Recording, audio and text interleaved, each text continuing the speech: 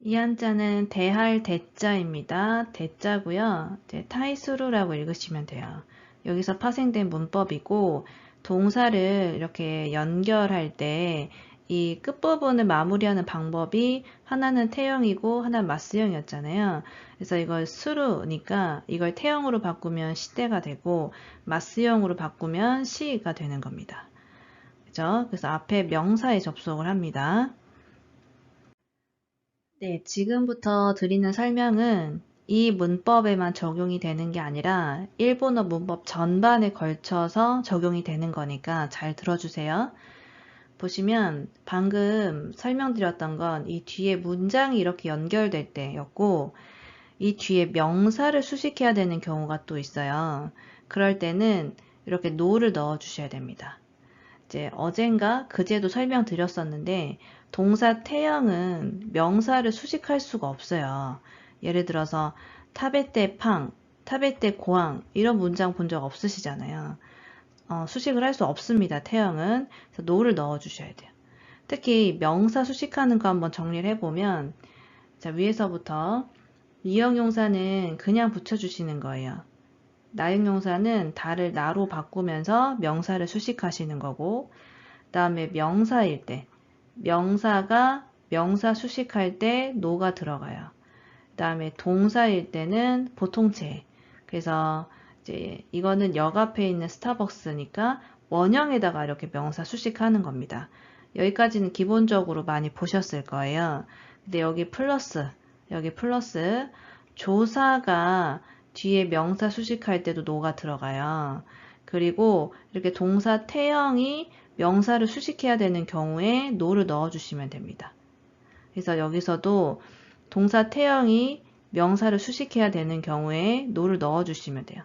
근데 여러분 주의하실 건 이건 지금 이 문장을 설명하기 위한 문법인 거고 무조건 동사 태형에 no를 넣어서 명사 수식하는 게 자연스러운 건 아니에요. 그러니까 A가 B라고 해서 B가 A는 아니다. 이렇게 보시는 겁니다. 특히 이거 있죠. 태형이 명사 수식할 때 노 들어가는 거 아무 때나 이렇게 넣어서 자연스러운 건 아닙니다. 그리고 다음에 요것도 돼요. 동사로 명사 수식할 수 있어요. 아까 여기 역 앞에 있는 스타벅스 할 때 동사 원형으로 명사 수식하잖아요. 같은 맥락입니다. 그래서 타이수르로 명사를 수식할 수도 있어요. 그러니까 이거는 지금 이 두 개는 뒤에 명사를 수식할 때 이야기하는 거예요. 日本人は政治に対して無関心な人が多いのだろうか。 이 니타이시대라는 문법이 은근히 어려워요. 왜냐하면 의미가 보통 1번만 생각하는데 2번 의미로도 많이 쓰이고 다음에 뒤에 명사 수식하는 경우도 있고 다음에 이 앞에 이 명사 수식하는 것 때문에 형태가 바뀌는 게 또 있어요. 그래서 지금 예문 설명드리는 거 스킵하지 마시고 하나하나 자세하게 들어주세요. 첫 번째 예문 보시면 이건 지금 명사에 접속을 하는 거죠. 니타이시 때는 명사에 접속을 하는 겁니다. 기본적으로. 그리고 이렇게 태형 아니고 맞스형에다가 접속하셔도 돼요. 彼は私の質問に対して何も答えなかった。 니타이시 때 같은 경우에는 이게 대하여잖아요. 그래서 어떤 대상을 두고 이야기하는 느낌이 강해요. 그래서 어떤 질문이 있으면 그 질문에 대하여라고 보시면 됩니다. 대상이 있다라고 보시면 돼요. 그래서 여기 명사에 접속을 하고요. 이렇게 태형도 되지만 마스형으로 니타이시 형태로 사용하셔도 의미는 같습니다. 親に対してその態度は何だ。 네, 부모에 대해서 부모에게 부모한테라고 의역을 할 수 있겠죠. 그래서 부모란 대상이 있으면 그 대상에 대해서 이야기하는 느낌입니다. 그래서 부모한테 그 태도는 뭐니 이런 의미고요. 大人になったら自分の発言に対して責任を持たないといけませんよ。 조사는 기본적으로 명사 뒤에 접속을 합니다. 세키닝오 모츠라고 하면 책임감을 가지다 이런 의미가 되고요. 이거는 나이또 이케나이가 붙었죠. 그래서 하지 않으면 안 된다니까 해야 한다가 됩니다. 皆様のご支援に対し、心から感謝申し上げます。 명사에다가 붙여주시는 거예요. 그래서 여러분의 지원에 대해서 마음 깊이부터 감사의 말씀 올립니다. 가 되는 거고요. あの先生は努力しない学生に対しては厳しいです。 네, 명사에다가 접속을 합니다. 그래서 노력하지 않은 학생에 대해서가 되는 거고요. 姉は活発な性格に対して、妹はおとなしい性格です。 요거 별표 한 20개 정도 해주세요.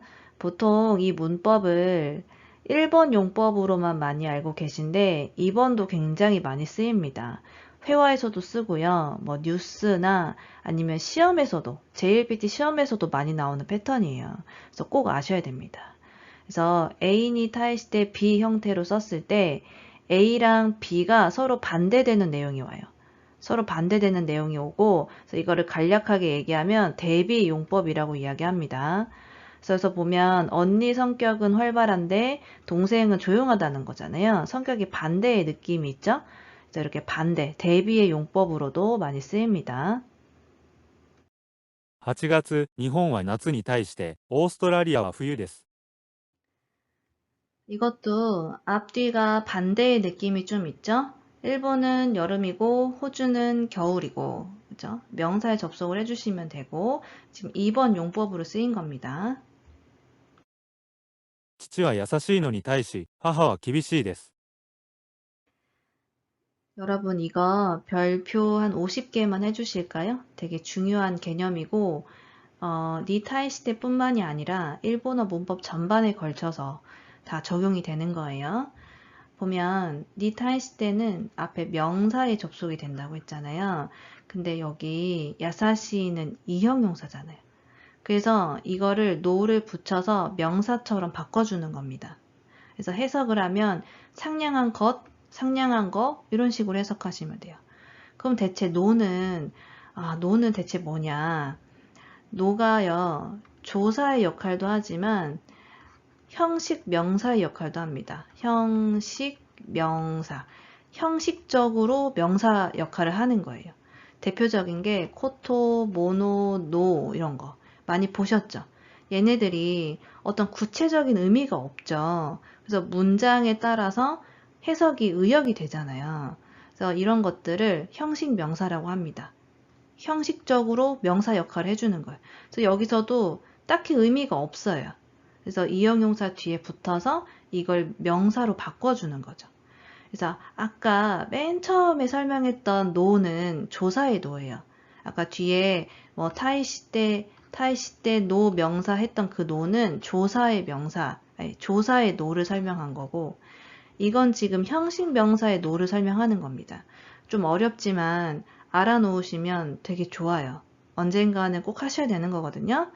그래서 별표, 형용사 뒤에 노가 붙어서 명사로 바꿔서 접속을 해주는 겁니다.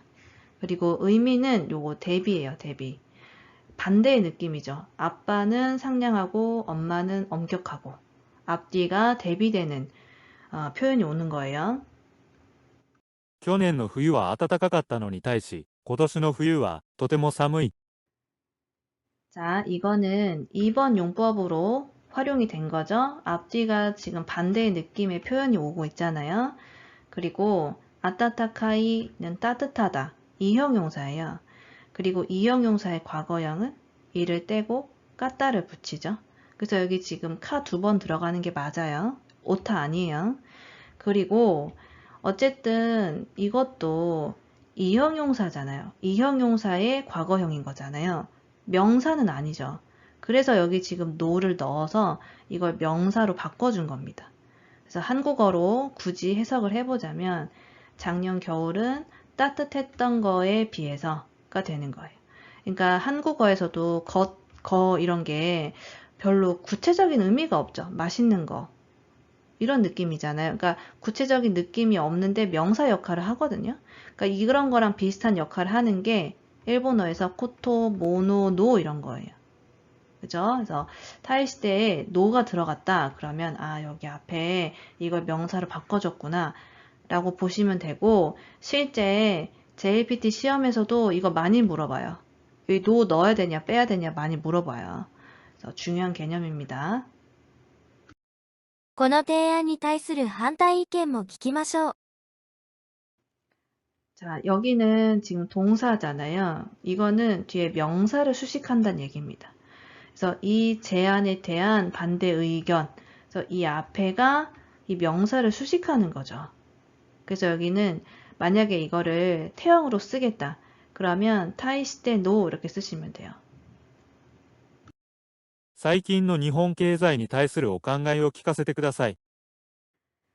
네, 오칸가에가 생각이에요. 여러분, 칸가에로는 동사잖아요. 몇 그룹 동사죠?